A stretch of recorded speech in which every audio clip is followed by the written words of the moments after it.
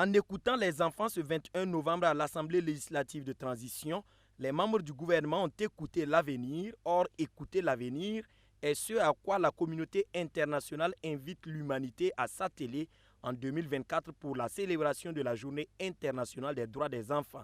155 enfants ont été les députés du jour du président de l'ALT, Jérôme Bougouma, pour la séance portant sur 6 questions orales sans débat.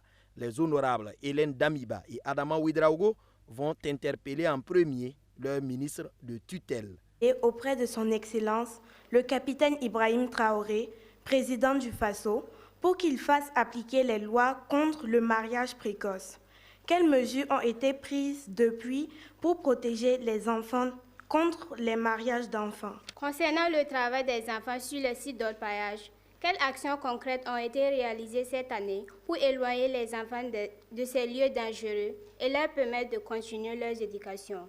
Nandi Somé Diallo donne des assurances sur ce qui est en cours pour mettre fin définitivement au mariage des enfants et à leur présence sur les sites d'orpaillage. Le ministère, en collaboration avec celui en charge de la justice, est dans un processus de relecture du Code des personnes et de la famille. Et une des innovations apportées par cette relecture est l'harmonisation de l'âge d'entrée dans le mariage à 18 ans, aussi bien pour la fille que pour le garçon.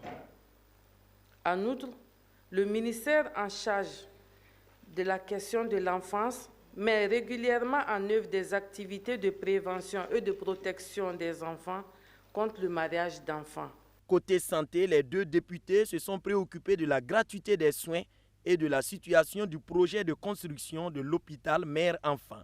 Alors, vous savez donc qu'il s'agit de beaucoup d'argent et son Excellence le capitaine Ibrahim Traoré, en rapport avec le fait que la santé des enfants, la santé des femmes enceintes est une haute priorité, a tenu déjà à ce que cette mesure reste d'actualité.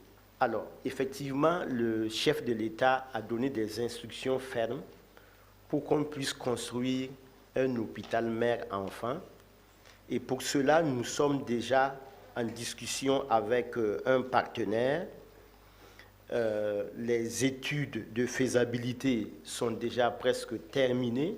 Le ministre Boubacar Savadogo, représentant son collègue de l'éducation de base, de l'alphabétisation et de la promotion des langues nationales, évoquant les mesures prises pour une gratuité de l'école, a rappelé les investissements consentis pour la construction des infrastructures scolaires, la disponibilité de la cantine et des manuels scolaires et les dispositions prévues pour la prise en compte des enfants ayant des besoins spécifiques dans les écoles. Les 6 questions orales des députés du jour ont trouvé réponse satisfaisante du gouvernement qui promet mettre tout en œuvre pour la protection des droits de l'enfant.